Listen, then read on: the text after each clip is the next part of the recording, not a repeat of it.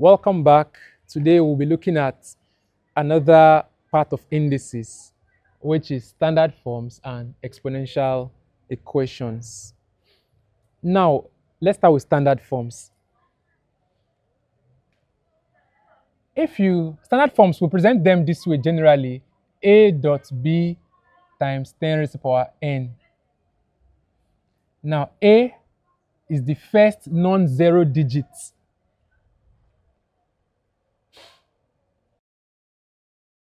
Then we have our dot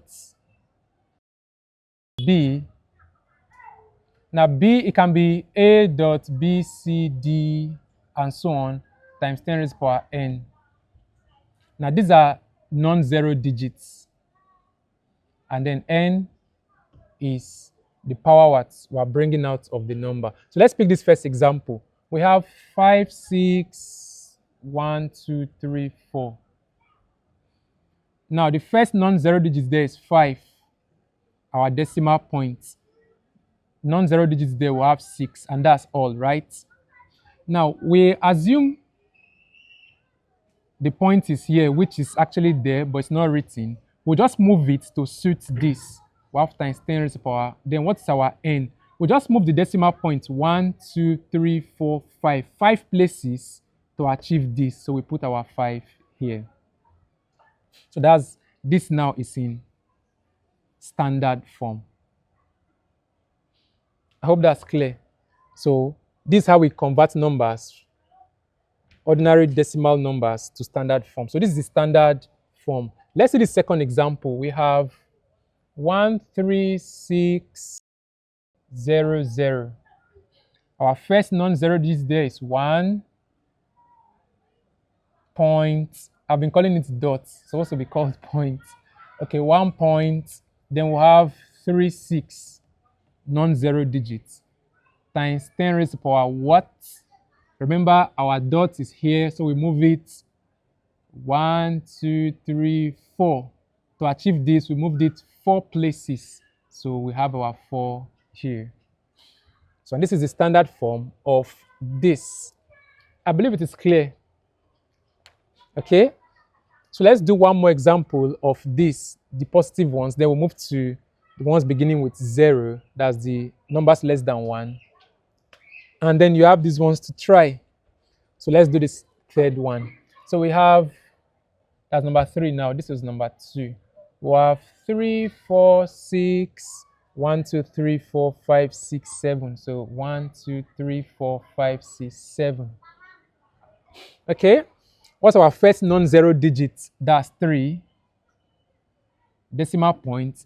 The other non-zero digits are 4, 6. Times 10 raised to power. Let's count. From here, we have 1, 2, 3, 4, 5, 6, 7, 8, 9. 9. And that's it. So that's how we convert from the ordinary numbers to standard forms. Now, if you have not subscribed to this channel, please do and like this video. Let's proceed. Now, for the ones that are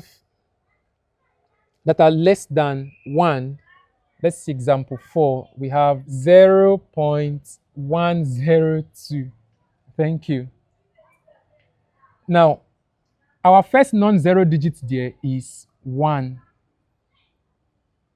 point. Remember I said our point goes to the back of the first non-zero digit. So 1 point. What we have left is 0, 2.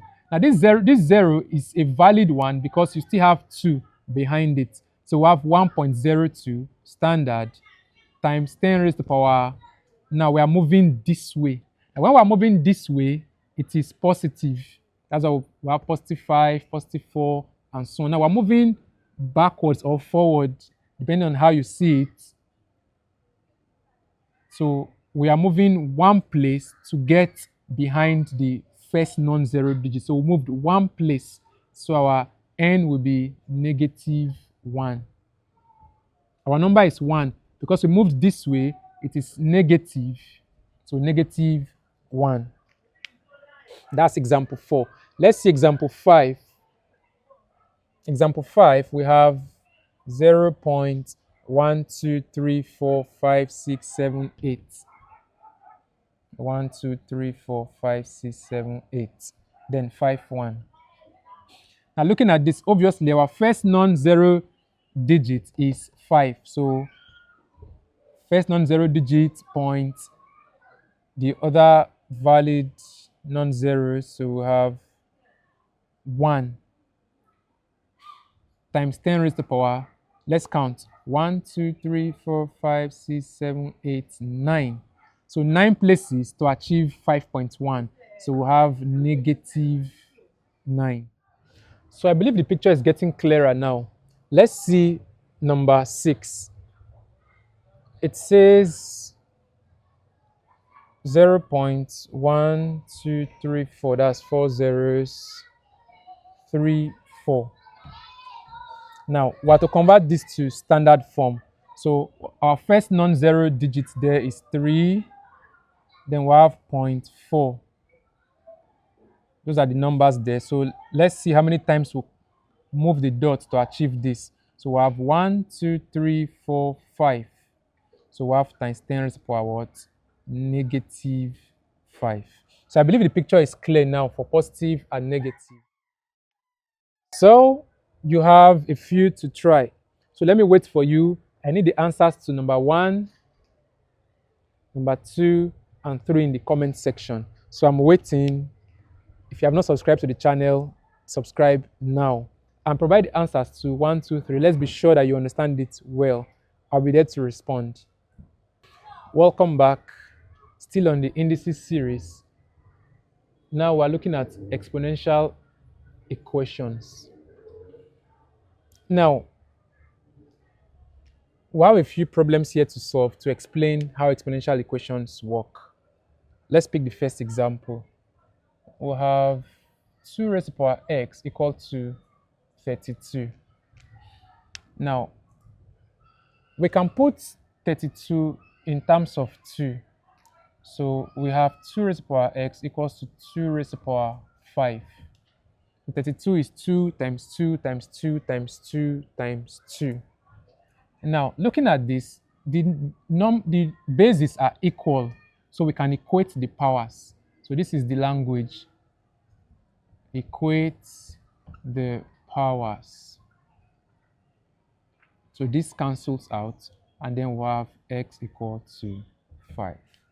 And that's the solution to our exponential equation. Let's see the second one. We have 3 raised to the power x equal 81. We can do something similar. Put 81 in terms of 3. So we'll have 3 raised to the power x equal to 3 raised to the power what? 4. And we can equate the powers. So this cancels this. Our x equal to 4. Pretty straightforward. Now, if you have not subscribed to the channel, please subscribe now. I'm waiting for you. So let's proceed.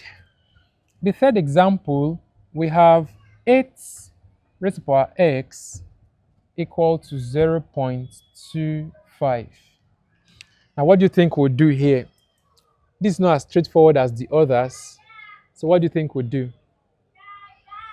Let's resolve the decimal. So we have 8 raised to the power x equal to, this 0.25 can be written as 25 over, now watch, we move this point 1, 2 places to get 25.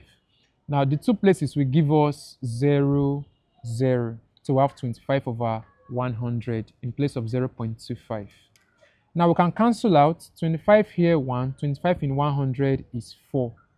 So we have left 8 raised to the power x equal to 1 over 4. Now if you remembered our third law of indices, the fourth one, which is negative index law, this 1 over 4 can be put as, so 8 raised to the power x equal to 4 raised to the power minus 1. Yes, I believe you get it. So now we can put 8 and 4 in terms of 2. So let's do that up here. So 8 is 2 raised to the power 3, right? Then raised to the power x equal to 4 is 2 raised to the power 2. We have a power of -1. Now, power law says we multiply the two powers. So we have 2 raised to the power 3 times x, that's 3x, equal to 2 times -1. You have 2 raised to the power -2.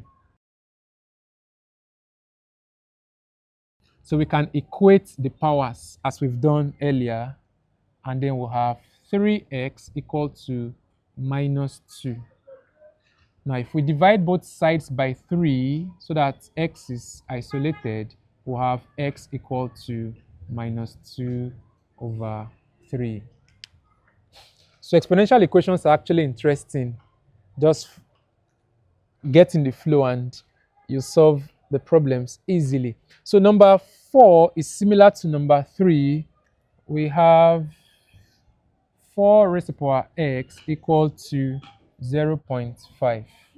Okay, we'll do something similar.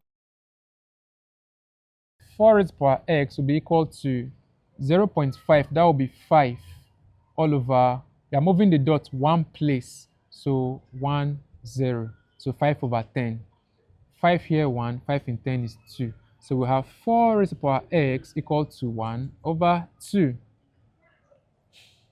Now, following our negative index law, this 1/2 can be written as 2 raised to the power -1. So we have 2 raised to the power -1. Okay, so 4 can be put in terms of 2. So 4 is 2 raised to the power 2. We have our power of x equals to 2 raised to the power -1. So 2 times x, that will be 2 raised to the power 2 times x, that's 2x, equal to 2 raised to the power -1. Now we can equate the powers so that 2x equal to -1.